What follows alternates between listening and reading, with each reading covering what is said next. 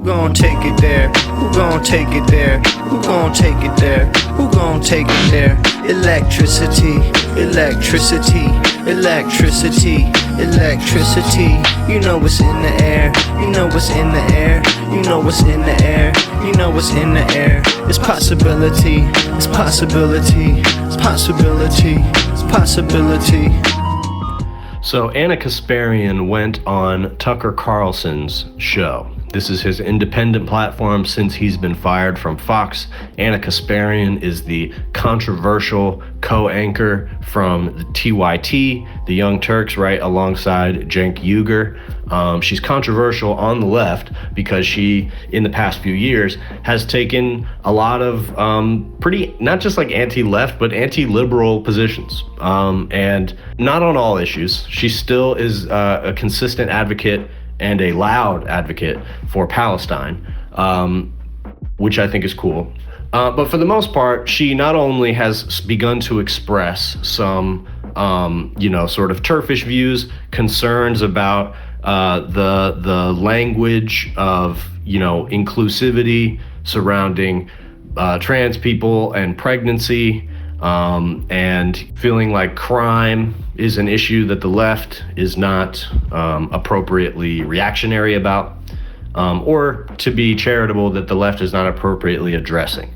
And they talk about crime in this, they talk about homelessness, and I mean, this conversation is just a pretty good example of the pivot that Ana Kasparian is taking, why she's doing it, and the very clear distinction between what it means to have a combative conversation or a productive conversation with a person across the aisle that you might disagree with on some things, and what it looks like to have this weird sort of ingratiating, sort of schmoozing. They're not so much, this conversation doesn't even really feel that casual to me. It doesn't feel personable and likable like how these type of podcasts are supposed to.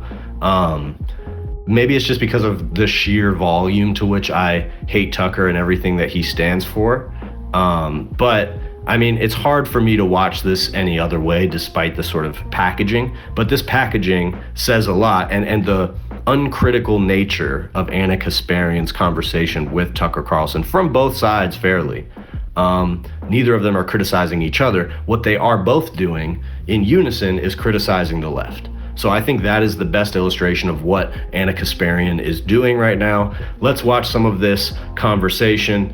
Like I said, this was not a very likable conversation from either of them. You can expect that even from some of the worst people out there, that like in the podcast format, they're a little bit more likable. Not in this case, at least I didn't find.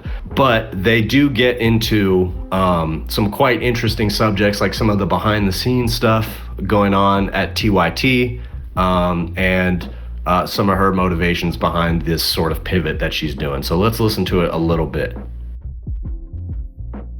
Like he's sometimes brash, combative, loud, and that turns people off. And I get that. They might not agree with his politics, but I just want to talk about who he is as a person, because if it weren't for Cenk, I wouldn't have the confidence to publicly admit I'm wrong, or the confidence to be genuine and honest about what I really think, because he provides a platform for you to actually say what you think and not get punished for it if it hurts the business. And it did hurt the business. Wow. Yeah.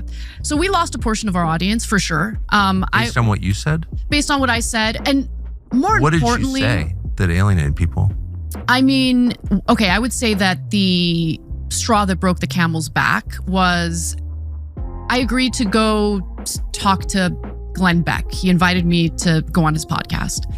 I obviously have disagreements with Glenn Beck, but I was actually shocked at how much we agreed on. We talked about war, we talked about all sorts of things, and there were areas of agreement. It was a pleasant conversation, but I didn't capitulate my values at all.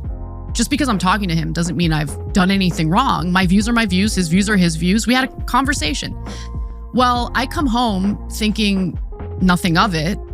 And one of our employees, someone who's a contributor to TYT, or was a contributor to TYT, decided to take that as an opportunity to make a big spectacle about the fact that he's quitting because I decided to speak to Glenn Beck, who's like a threat to black bodies or something. I don't know, but Is Glenn Beck a threat to black bodies? I have no idea. Is he? I mean, I didn't get that. I don't think Glenn Beck's much of a threat to anyone, to be honest with you. He might have some ideas people don't like, but okay. But it was nothing that you specifically said. It wasn't like... No, nothing. Interesting. Nothing that I said. I mean, no one was citing anything I said during that interview that upset them, that was so offensive that it was worthy of like publicly condemning me and making a big spectacle about how I can't work here because of Ana, and she spoke to this dangerous man. Did Beck say anything like so over the top that you were supposed to respond to it or something? No. I mean, Glenn Beck... He's a pretty moderate guy, actually. He might have some views that aren't moderate, but we didn't talk about any of those things. Like the conversation was really not offensive at all, in my opinion. But you also are making a point about the guy you work with, who started the company, owns the company, who even after some of your audience bolted over this, he didn't call you in and say, knock it off? No, never. That's not who Cenk is. And by the way, I mean, he's had hosts on our network who he vehemently disagrees with. And he's had other hosts come in and like demand that those hosts get fired because of what they're saying. Oh, it's offensive. And Cenk's like, no, we don't do that here. And I think what informs Cenk's behavior, honestly, is the fact that at one time he was a self-identified Republican. This is when he was in college and stuff. Yes. And he and I have like a lot of these heart-to-hearts because I have these days when I am down about everything that's transpired because I do feel like it's unfair to paint me in a certain light just because you don't like the people I'm talking to. But whenever I need like a little bit of a pep talk, he'll mention what it was like as a college Republican. And he's like, Ana, it was unbearable because they wouldn't let me talk in class. Like they would do everything possible to prevent me from being able to speak. Who's they? Like other students or professors who didn't like his point of view. Okay, liberals. Yeah, liberals, yeah. Yeah. So, and that really, really frustrated him. And so now as the CEO of the Young Turks, he's not going to turn around and censor other hosts because he disagrees with them. I'm also a little bit worried about, and I don't know how large this group of people in America happens to be, but you're hearing from them more and more.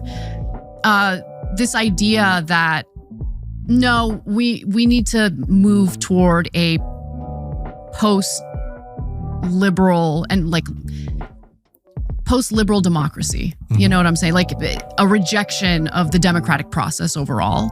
Like Curtis Yarvin is one of the figures who's been kind of preaching about this. He sounds really dumb, so I don't know how seriously people really take him.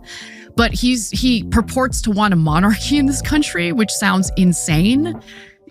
I'm opposed to monarchy. And the truth, however, is that the trends you're describing have totally discredited liberal democracy. That's my fear. And I think maybe it's intentional. Oh, for sure it's intentional. So chaotic that we beg for a dictator. I kind of feel like that's happening. I hope people aren't begging for a dictator because you don't like the fact that the government isn't really representing your interests right now. Get a load of what it's going to be like to live under a dictator where you have no say at all. Right. No, I'm talking more about like quality of life questions. Like if there are home invasions going on and the homeowner doesn't have any expectation the cops are going to save him, that kind of stuff, that's not theoretical. That's like, that induces panic. True, yeah. It makes me uncomfortable even thinking about it, you know? So if you have a lot more of that, people will be like, I don't really give a shit about voting. What I care about is my kids not being killed. Yeah, actually, you make a really good point, which is why it's so important for Americans who value liberal democracy to really start thinking seriously about saving it. Exactly. Yeah, that's what I want. But don't you feel like when people are like if you were on a plane flying across the Pacific that dropped 20,000 feet in a minute and you're saying your prayers, maybe you're an atheist, you're saying prayers anyway, couldn't control yourself.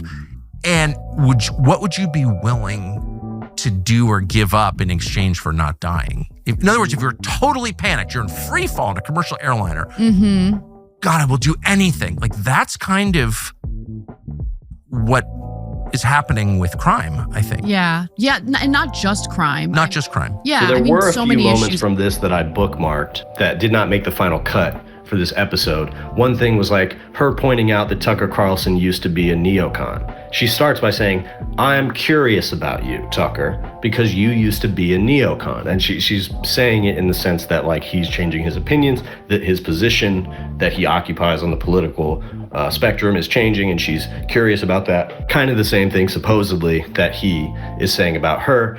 But then they just move on from that subject. She kind of rambles a little bit for a second about why she's anti-war and anti-neocon, and talks about Bill Kristol and how much she hates him, and they kind of laugh about that. But then that's it. She does not press him about that at all. And that is 100% the tone of this conversation. There is no pressing from her towards him. Zero.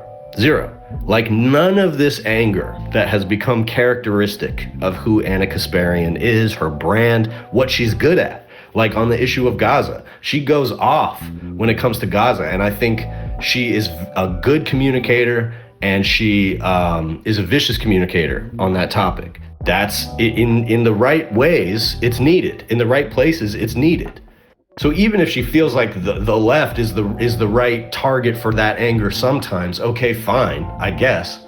But none of that smoke for Tucker Carlson? None? That's crazy. How am I supposed to believe this is a balanced and fair-minded person who has been railing against Tucker Carlson on her platform for years? Not her platform, but in a way. And, you know, she says at another point in this interview, I hated you, Tucker, because of clips that I've seen that went viral, and it was a big deal, and so it was taken out of context. And she says this as somebody who has been an anchor for a news show. So first of all, she's abdicating responsibility. She's saying, for years I've been commenting about you and the things that you've said, and not once have I ever actually listened to anything that you've said in context. So she's kind of saying she's bad at her job, but also I don't believe that. I don't believe that at all. And there is a difference between the way Tucker talks since he's been fired from Fox versus how he spoke when he was at Fox. But the core of the ideology is there, and he hasn't backed off of a single position. I've never seen him bash Fox, at least not like super openly. He's probably had conversations about it, but I get no sense from Tucker that he feels he did anything wrong or was a part of anything negative during his time at Fox. He does speak about the general media environment, the concept of like cable news and, you know, the type of media organization that he was involved in. He talks about the media landscape in a critical sense, in a way that sounds like it includes Fox. But in no way does he feel like he was a part of a political project that is harmful. And so at the end, and I'll get to the TYT stuff in a second, but at the end there, Ana Kasparian brings up that she's concerned that some people are losing their faith in liberal democracy, and that it's spiraling, and you have people on the right like Yarvin who believe in autocracy and theocracy, and that's bad. And Tucker's response to that is a vague, a sort of acknowledgement that he also thinks that's bad. But then he goes into this diatribe about why people are losing faith in liberal democracy. And Tucker's argument for that is that people experience crime to an extent that is necessitating them to give up on liberal democracy. He's not saying that people have a belief that things are eroding and crime is terrible and they've been convinced of that. He's saying that is true. That's the case. He compares it to being on a plane that is dropping out of the sky. That is the state of crime as far as Tucker Carlson is concerned. So that is a lie. It's definitely a lie that crime is bad enough that it explains the shift towards theocracy that we've seen on the right. It's definitely a lie that Trump supporters, especially rural Trump supporters, are the ones experiencing crime in that way. I mean, there's no doubt that there's a lot of criminal activity going on in large cities.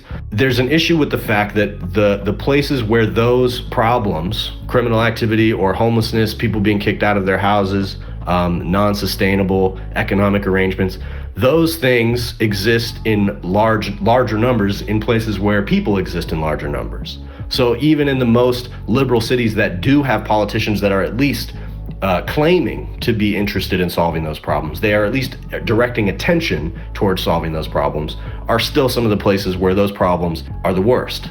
And that is a big concern of Ana Kasparian. She talks about crime, she talks about the deteriorating state of LA and her view, and how homelessness is a horrible problem, and that she feels that the government has abdicated responsibility. And a lot of this conversation is about things that they agree on, problems that they agree on. And so this is why there's an important principle about what is wrong with this conversation, which is that agreeing on somebody about problems is not the same as agreeing with them about solutions. And it doesn't have to be the same. But when you're talking to a media figure, especially somebody like Tucker Carlson, who is adjacent to power, he might be ruffling their feathers at the moment, seemingly, but he is still adjacent to power. And any Republican administration that comes after Trump, Tucker Carlson is 100% going to have some proximity to. Tucker Carlson is a means to an end. And so agreeing with Tucker Carlson about the problem, what it does is it fuels the project of the solution to those problems that right-wingers want, which is eradication of human beings, whether that means mass deportation of people from the United States, rounding up of homeless people and putting them in encampments, liquidation if necessary. So when Ana Kasparian invokes this deterioration of liberal democracy, that's really what she's talking about. That is the material reality that she's talking about. So far, our elections have not become sham elections, at least from what we can tell, although we're getting pretty close. But the ways that our democracy is deteriorating is that not only are more and more people, kind of being booted out of the capitalist system with nowhere to go, but also people are starting to lose rights. And the Trump administration is trying to take away birthright citizenship and things like that. So when you have a conversation like this with Tucker Carlson, where you agree with him on the problems, but you don't even talk about the solutions. From what I can tell in this conversation, I watched most of it, not all of it, with the exception of maybe Israel.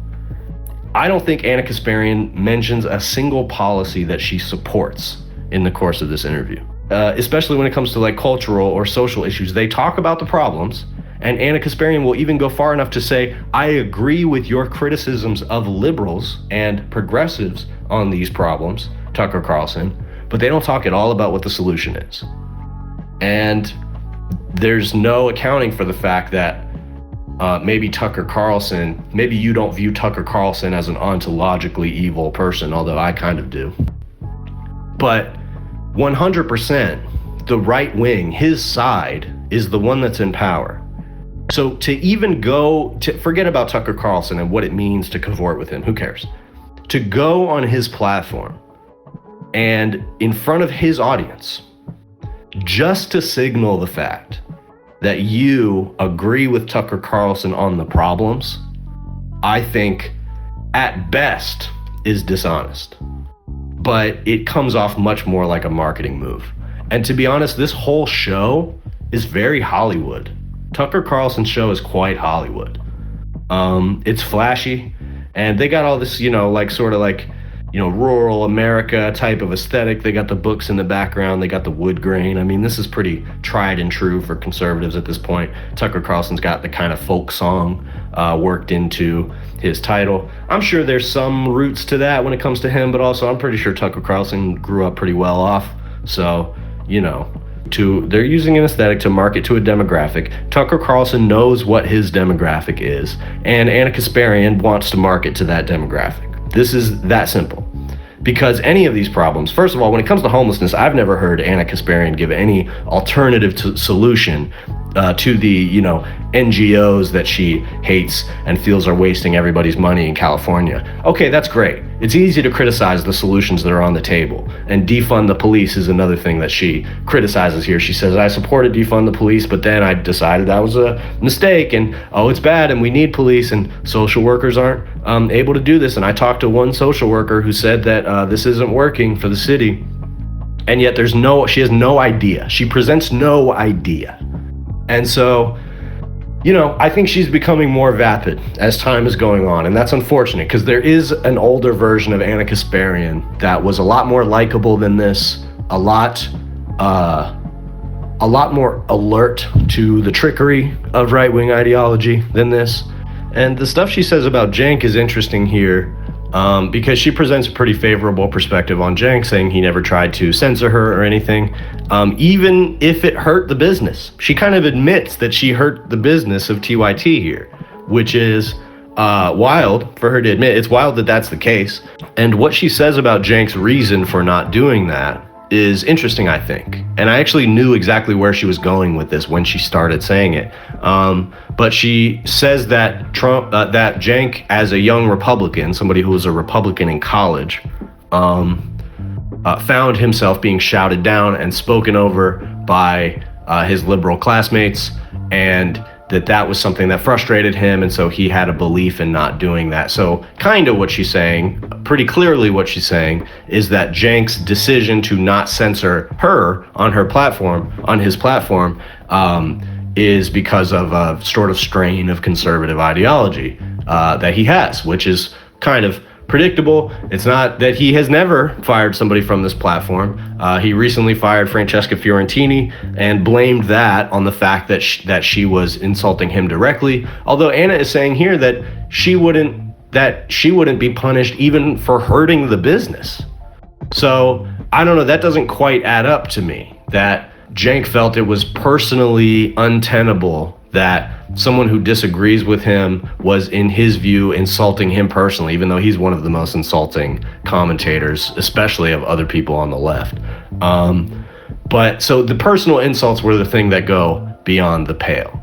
And I think that is, it's something that Ana doesn't quite mention here. She says that Cenk stands up for everybody's right to say things he disagrees with, which he does do to a degree. I'm not going to say he doesn't do that at all.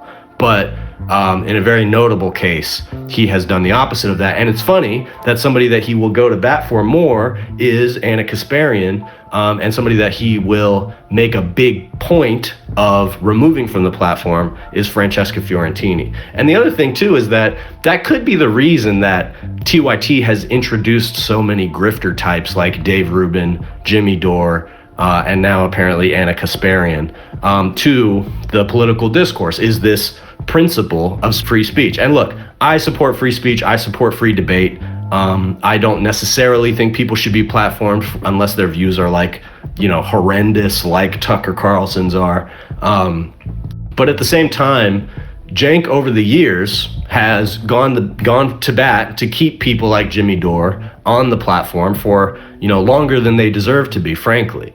And there is probably something to be said for the fact that this principle of, I'm not going to censor somebody even if I disagree with what they're saying, and even these people who are coming to me and telling me that I should deplatform this person it's because they disagree. Maybe they have a point.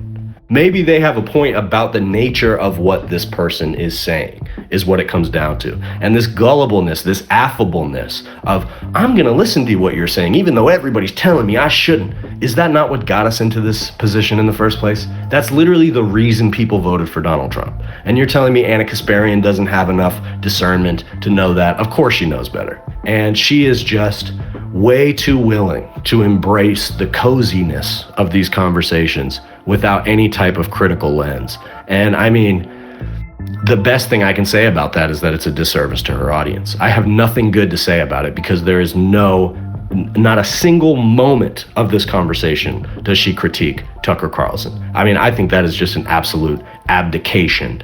And not only do I see her, making more and more cynical moves in terms of marketing herself, but I also just don't think she has much of substance to offer at all. Like this video, please like and subscribe. And if you really want to support, consider becoming a member. That's the best way to support this channel. I'm also running a live stream now of my own music and content 24/7. So go check that out if you're interested in the music. You can drop a comment in the chat, tell me what you think of the music or ask me a question. I'm going to be kind of checking in on the chat there regularly, just to talk to to you guys if you have any questions for me or want to suggest things. And then if you send super chats in there too, I can read those on the pod. Just some new things that I'm trying out. I also got my website up with a little bit of merch on there, just a hoodie and a hat for now. I'm selling those at retail price just to try to get some stuff out there. So if any of that is your cup of tea, check it out and become a member if you want access to exclusive music and different kinds of content before anybody else gets it.